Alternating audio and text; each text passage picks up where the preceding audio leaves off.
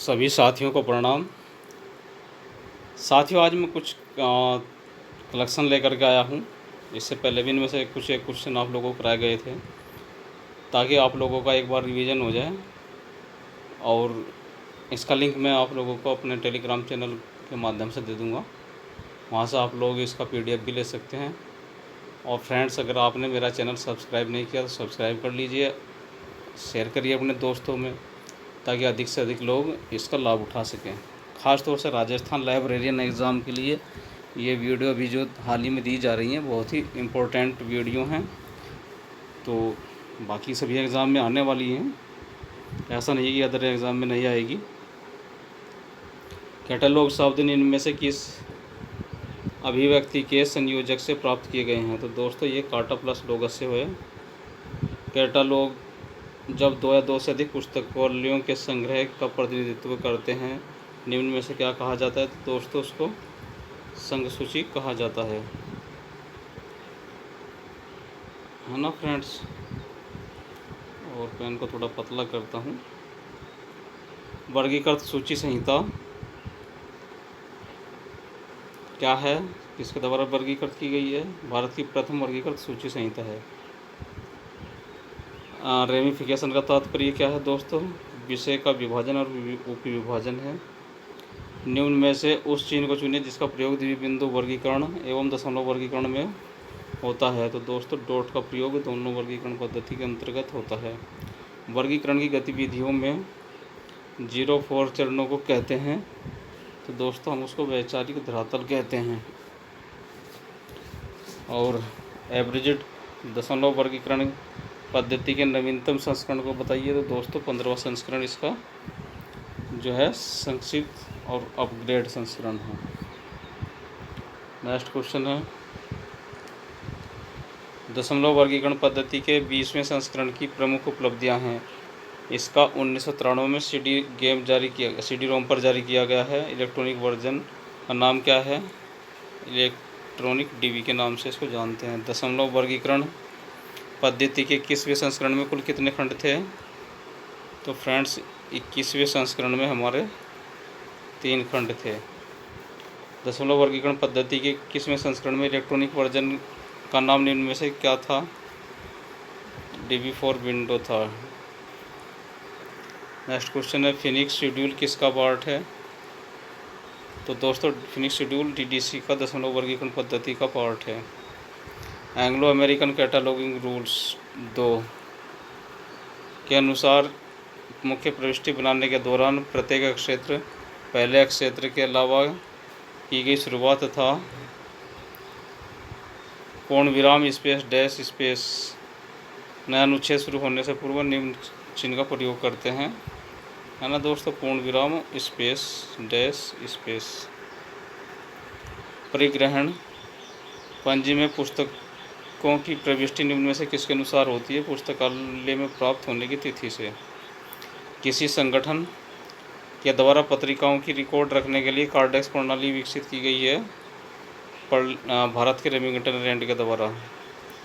Cordtex cabinet आकार का उपकरण है। इसमें कैबिनेट में 18 ट्रे होती है, जिसमें एक ट्रे में कितने अधिकतम प्रकाशनों को रखा जा सकता है? 64 प्रकाशनों को रखा जा सकता है। चमड़े का उपयोग जिल्दसाजी की सामग्री के रूप में होता है, जिसमें सबसे मजबूत चमड़ा हमारा होता है सुअर का चमड़ा। निम्नलिखित में से कौन सी पद्धति इस्तेमाल पुस्तकों के निर्गम आगम हेतु नहीं किया जाता है? तो अभिलेख पद्धति है। पुस्तकों के निर्गम आगम हेतु ई-बुक पद्धति एवं खाता पद्धति निम्न में से किस प्रकार की पद्धति है? रजिस्टर प्रणाली। और नेक्स्ट क्वेश्चन करते हैं। अगला प्रश्न है हमारा, बग क्या है? तो दोस्तों, कंप्यूटर में त्रुटि या है ना, या प्रोग्राम में त्रुटि, दोनों ही बग कहलाते हैं। निम्न में से कौन सी प्रोग्रामिंग भाषा नहीं है? तो बेसिक क्या है? प्राइमरी भाषा नहीं है। CDS ICS CD अक्षरों का प्रयोग के लिए किया गया है, कंप्यूटरीकृत प्रलेखन के लिए। निम्नलिखित में से कौन सा नेटवर्क प्रोटोकॉल नहीं है? तो दोस्तों, Z39.0 39.50 जो है, ये नहीं है। निम्न में से कौन सा वेब उपकरण नहीं है? तो दोस्तों यूजीसी इन्फोनेट हमारा जो है वेब उपकरण नहीं है। इलेक्ट्रॉनिक लाइब्रेरी क्या है? फ्रेंड्स, इलेक्ट्रॉनिक्स लाइब्रेरी जो है एक जर्नल्स है। और ई प्रिंट क्या होता है? तो दोस्तों ई प्रिंट हमारा एक रिपोजिटरी है। ई शोध संधु क्या है? तो दोस्तों ई शोध संधु उच्च शिक्षा इलेक्ट्रॉनिक संसाधनों के लिए एक कंसोर्टियम है। निम्न में से कौन सी सेवा सूचना पुस्तकालय नेटवर्क इंटरनेट से संबंधित नहीं है? तो शोध यमुनोत्री। शोध गंगोत्री के राष्ट्रीय स्तर की एक रिपोजिटरी है। तो दोस्तों शोध गंगोत्री जो है ई सिनोप्सिस की एक राष्ट्रीय स्तर पर रिपोजिटरी है। समाकलित परिपथ इंटीग्रेटेड चिप आईसी का प्रयोग कंप्यूटर की किस पीढ़ी के लिए किया जाने लगा था? यह तृतीय पीढ़ी के लिए। कंप्यूटर प्रोग्रामिंग में इस्तेमाल की जाने वाली 3 प्रकार की बुनियादी भाषाएं कौन कौन सी हैं? तो दोस्तों ये 3 प्रकार की जो बुनियादी भाषाएं मशीन असेंबली और हाई लेवल लैंग्वेज। निम्न में से किंडल ई बुक रीडिंग डिवाइस किसकी है? यह अमेजोन की है। नेक्स्ट क्वेश्चन है हमारा बिब्लियोग्राफी पद किस भाषा से लिया गया है? तो ये ग्रीक भाषा से लिया गया है। संदर्भ सेवा की अवधारणा किसने दी थी? तो सैमुअल स्वेट ग्रीन ने यह परिभाषा दी थी। इंडिया रेफरेंस एनुअल किसका उदाहरण है? तो दोस्तों यह वार्षिक ग्रंथ का उदाहरण है। पुस्तकालय में प्रलेखों के नवीनतम संग्रह किसका पार्ट है? तो दोस्तों यह CS सेवा का एक प्रकार है। Encyclopedia of library and information science का प्रकाशक कौन है? तो मार्शल डेकर उसके प्रकाशक हैं। CDSIS का पूरा नाम क्या है? तो दोस्तों इसका पूरा नाम है कंप्यूटरीकृत प्रलेखन सेवा सूचना सेवा का एकीकृत set, computerise documentation service integrated set of information set.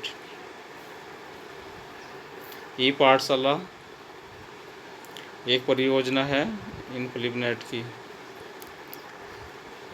पुस्तकालयों में निर्णय लेने का अधिकार किसके पास होता है? पुस्तकालय अध्यक्ष को। वैज्ञानिक प्रबंध के स्कूल के जनक कौन था? WF Taylor. निम्न में से कौन सा सूचना का प्राथमिक स्रोत नहीं है? अनुक्रमणीकरण पत्रिकाएं। निम्न में से पेटेंट्स किस प्रकार की सेवा या स्रोत है? यह प्राथमिक स्रोत है। तैयारी सेवा और आत्मसात करना किसके प्रमुख चरण है? तो यह दीर्घकालीन संदर्भ सेवा के प्रमुख चरण है। ठीक है फ्रेंड्स, प्रलेखों को 4 श्रेणियों में किसने विभाजित किया है? तो SR रंगनाथन ने प्रलेखों को 4 भागों में डिवाइड किया है। इनसा या किसी विशेष स्थान की जानकारी के लिए सबसे प्रयुक्त स्रोत कौन सा होता है? गजेटियर होता है। डॉक्टर SR रंगनाथन ने भारत को पुस्तकालय विज्ञान के जनक के रूप में उपाधि किसने दी थी? सर मॉरिस गेयर ने। राजस्थान पुस्तकालय संघ के प्रथम पुस्तकालय अध्यक्ष कौन थे? BS बसरुद्दीन जो थे। उपभोक्ताओं की बढ़ती हुई ज़रूरतों को पूरा करने के लिए पुस्तकालयों के लिए निम्न में से क्या अति आवश्यक है? तो संसाधन साझेदारी आवश्यक है। किस अनुभाग में ISBN दिया जाता है? तो फ्रेंड्स हमारा ISBN जो दिया जाता है वह हमारा शीर्षक टिप्पणी अनुच्छेद में ACR 2 में दिया जाता है ना। निम्नलिखित में से कौन सा सूत्र वर्गीकरण का नहीं है? तो अनविष्ट शीर्षक उपसूत्र कैनन ऑफ साउथ हेडिंग नहीं है। समान विषयों में प्रलेखों को एक स्थान पर एकत्रित करने की प्रक्रिया क्या कहलाती है? अनुक्रमणीकरण कहलाती है।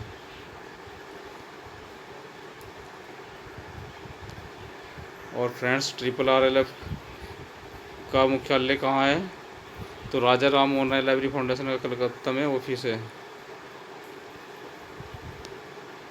इन्फॉर्मेटिक्स पद का प्रयोग प्रतिपादन किसने किया था? मिखाइलों ने। राजस्थान सार्वजनिक ग्रंथालय पुस्तकालय अधिनियम किस वर्ष पारित हुआ था? यह हुआ था 2006 में। चल पुस्तकालय किस प्रकार की सेवा होती है दोस्तों? चल पुस्तकालय हमारा विस्तार सेवा के अंतर्गत आता है। सूचना सेवा क्या है? तो सूचना असंगठित डाटा है ना, और संगठित डाटा सूचना बनती है, और संगठित सूचना क्या होती है? हमारी ज्ञान बनती है। पुस्तकालय और सूचना प्रणाली राष्ट्रीय नीति 1985 के अध्यक्ष कौन थे? तो डीपी चट्टोपाध्याय के अध्यक्ष थे। रंगनाथन के द्वारा प्रायोगिक व्यवहारिक वर्गीकरण हेतु कितने सोपान दिए गए हैं? 9 सोपान दिए गए हैं। ACR2 सबसे पहले किस वर्ष प्रकाशित हुआ था? तो दोस्तों 1978 में हुआ था। CCC को क्लासिफाइड कैटलॉग कोड का 5वां संस्करण का सहायक कौन था? तो फ्रेंड्स इसके जो सहायक थे वह हमारे MA गोपीनाथ थे। द्विबिंदु वर्गीकरण की पद्धति का नवीनतम संस्करण कौन सा है? मुक्त पक्षात्मक है। पुस्तक रूल्स फॉर डिक्शनरी कैटलॉग किसने लिखी है? तो दोस्तों यह हमारे चार्ल्स एमी कटर ने लिखी है। ACR2 के अनुसार RK गुप्ता का नाम का शीर्षक कैसे होगा? तो गुप्ता RK होगा। अधिग्रहण पंजिका में प्रलेखों या पुस्तकों का विलेखन किसके अनुसार होता है? पुस्तकालय में पुस्तकों की प्राप्ति की दिनांक के हिसाब से एक्सेस रजिस्टर में एंट्री होती है। गुलिक द्वारा दिए गए प्रबंध कार्य हैं योजना संगठन, कार्मिक समन्वय, निर्देशन और प्रतिवेदन तथा बजट तैयार करना। निम्नलिखित में से कौन सा नियोजन का तत्व नहीं है? परिणाम नियोजन का तत्व नहीं है। उन राज्यों में सार्वजनिक पुस्तकालय का मुख्य स्रोत कहाँ, जहाँ पुस्तकालय अधिनियम लागू हो चुके हैं? तो पुस्तकालय उपकर लाइब्रेरी सेस जो है वहाँ पर पुस्तकालय आय का प्रमुख स्रोत है। निम्नलिखित में से कौन से भाषा शब्दों का स्पष्ट निरूपण का भाग नहीं है? यह blocks. Doctor S R Ranganathan के अनुसार नवागंतुक को ललित संदर्भ सेवा कहलाती है हमारी दीक्षा। डॉक्यूमेंटेशन के स्थान पर इंफॉर्मेशन रिट्रीवर सर्वप्रथम किसने प्रयोग किया था? तो वह प्रयोग किया था हमारा केल्विन मोर्स ने किया था। प्रबंध विज्ञान और शोध प्रविधियाँ किस प्रकार की विधि के द्वारा बनती हैं? ये आर्सवन के द्वारा बनती हैं। DDC में स्टैंडर्ड सब डिवीजन से पूर्व अंक का प्रयोग किसने किया था? 0 का। निम्न में से किस प्रकार की सारणी द्विबिंदु वर्गीकरण में दी गई है? तो सामान्य एकल की। टेम्पलेट क्या है? टेम्पलेट है संरचित विनिर्देश। ऑस्मोसिस के सिद्धांत का संबंध किसके साथ है? पुनर्वर्गीकरण में। निम्न में से कौन सा नेटवर्क अकादमिक पुस्तकालयों से संबंधित नहीं है? NICNET. Doctor S R Ranganathan के द्वारा लिखी गई प्रथम पुस्तक निम्नलिखित में से कौन सी है? फाइलोजी ऑफ लाइब्रेरी साइंस। विषय निर्माण की विधियाँ किसने बताई थी? डॉक्टर रंगनाथन ने विषय निर्माण की विधियाँ बताई थी। CCC में चिकित्सा विज्ञान की श्रेणियाँ हमें इलाज किस तरह से रूप में श्रेणीबद्ध किया जा सकता है? तो दोस्तों ऊर्जा वियोजक के रूप में। निम्नलिखित में से कौन सा सूचना का प्राथमिक स्रोत है? पांडुलिपि है। एनोटेशन क्या है? एनोटेशन है एक प्रकाशन की विशेष खूबियाँ। भारत में ओपन एक्सेस सिस्टम मुख्यतः है किसके द्वारा प्रचलित किया गया था? तो इन्फिनिट केंद्र के द्वारा। INB की समयावृत्ति क्या होती है ना, या आवधिकता भी पूछ लेते हैं उसकी, इस नाम से भी वो मासिक है। निम्नलिखित में से कौन सा स्विचिंग सिस्टम नहीं है? तो दोस्तों राउटर स्विचिंग सिस्टम नहीं है। एक कैटलॉग विभिन्न पुस्तकालयों के संग्रह का प्रतिनिधित्व करता है, तब इसे किस नाम से पुकारते हैं? तब हमें यूनियन कैटलॉग या संसूची के नाम से इसको पुकारते हैं। निम्नलिखित में से कौन सी निःशुल्क श्रवण पुस्तक साइट है? Libre box. इन्फॉर्मेशन शब्द को पहली बार कब प्रयुक्त किया गया था? तो 1960 में किया गया था। अज्ञात या संदिग्ध लेखक तत्व की पुस्तकों को कहा जाता है? तो दोस्तों एप्रोइफल पुस्तक कहा जाता है। क्या है? एप्रोइफल पुस्तक। निम्नलिखित में से कौन सा नेटवर्क प्राथमिक शैक्षणिक उद्देश्य के लिए नहीं है? निकनेट। निम्नलिखित में से कौन सा ओपन सोर्स सॉफ्टवेयर नहीं है? तो वह विंडो। ओपन सोर्स सॉफ्टवेयर उसको कहते हैं दोस्तों जो फ्री में उपलब्ध होता है। निम्नलिखित में से कौन सी सर्वाधिक पुरानी वर्गीकरण पद्धति है? तो DDC सर्वाधिक प्राचीन वर्गीकरण पद्धति है। ACR2 के अनुसार बाह्य स्रोत से प्राप्त सूचना को निम्नलिखित के अंदर दर्शाया जाएगा। तो दोस्तों बड़ा कोष्ठक के अंदर हम उसको दर्शाएंगे। पुस्तक विवरण अधिनियम कब पास हुआ था? तो यह 1954 में हुआ था। निम्नलिखित में से किसी पुस्तक से संबंधित अन्य कैटलॉग कार्डों के लिए मुख्य प्रविष्टि कार्ड के पृष्ठ भाग पर अंकित की जाने वाली प्रविष्टियों हेतु पद कौन सा है? ट्रेसिंग है। विषम प्रसूची के लेखक कौन है? तो दोस्तों इसके लेखक जो हैं E.J. कोट्स हैं। भारत में पुस्तकालयों के विकास के लिए पहली बार प्रयास किसके द्वारा किए गए थे? सयाजीराव गायकवाड़ तृतीय के द्वारा किए गए थे। नेक्स्ट क्वेश्चन है, निम्नलिखित में से कौन सा द्वितीयक स्रोत नहीं है? तो दोस्तों शोध प्रबंध द्वितीयक स्रोत नहीं, बल्कि क्या है, ये प्राथमिक विश्वकोश प्राथमिक स्रोत है सूचना का। DDC के प्रथम संस्करण में क्या है? 44 पृष्ठ थे। ISBN प्रत्यय तत्व कितने अंकों का है? तो दोस्तों वह 3 अंकों का है। नियंत्रण की अवधि किससे संबंधित है? तो ये अधीनस्थों की संख्या से संबंधित है। यूनिवर्सिटी हैंडबुक किसका प्रकाशन है? तो ALA का है। किसका दोस्तों? वह इंडियन लाइब्रेरी एसोसिएशन का यह प्रकाशन है ना, AIU।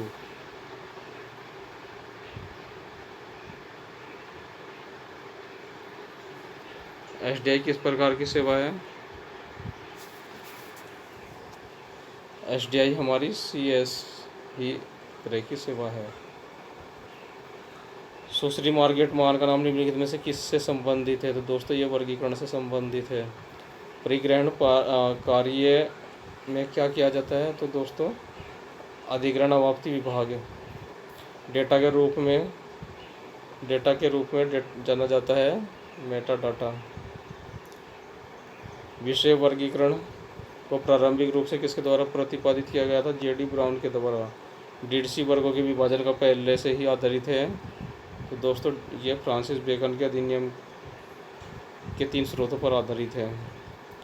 भारत में ET डेटाबेस निम्नलिखित में से किसके द्वारा प्रदत्त है? शोध गंगा के द्वारा। शब्द लिटरेरी वारंट को किसके द्वारा प्रस्तुत किया गया था? WHW ह्यूम के द्वारा। वैज्ञानिक प्रबंध का जनक है?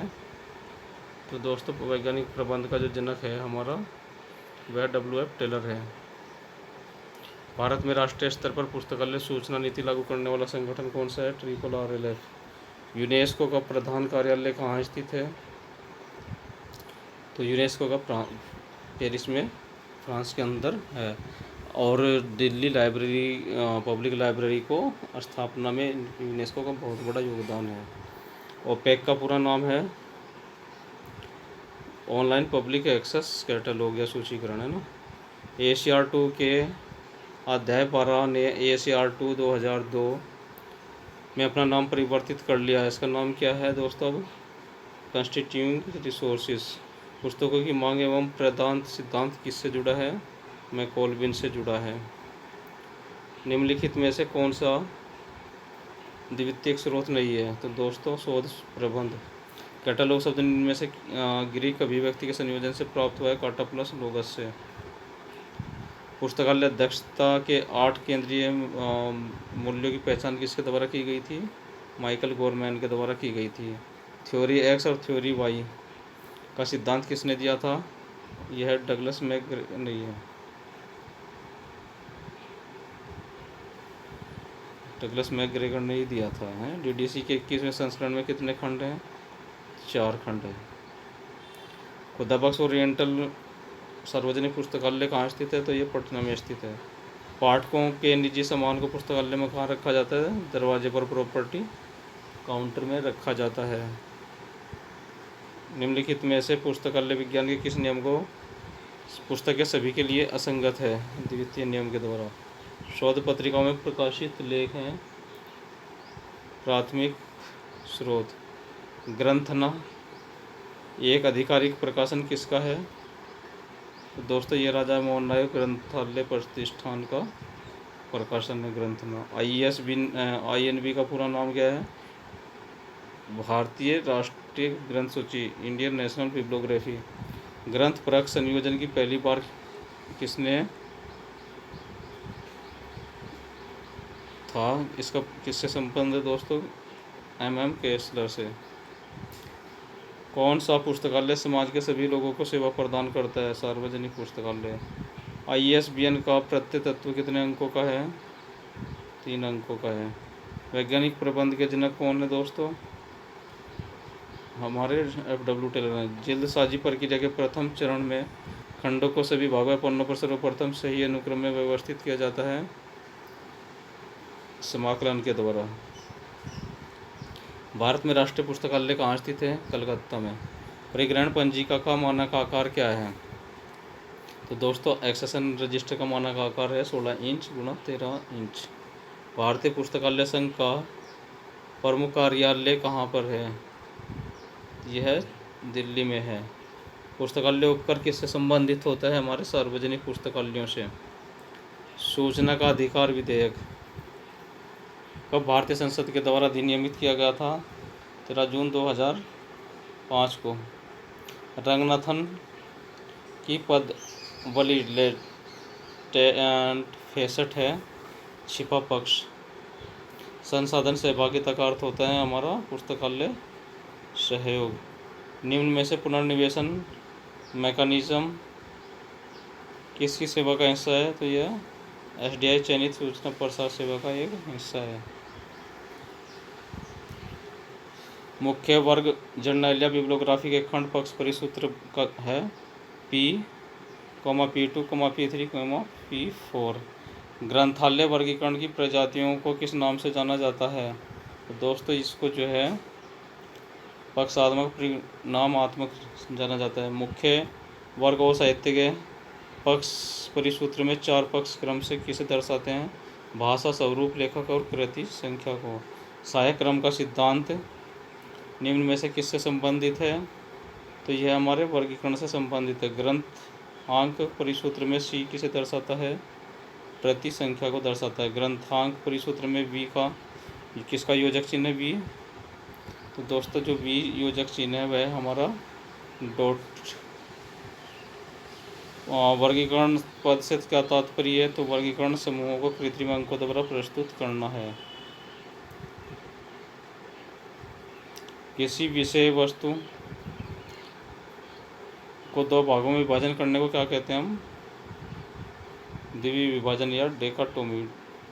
निम्नलिखित में से वर्गाकार किसको कहते हैं?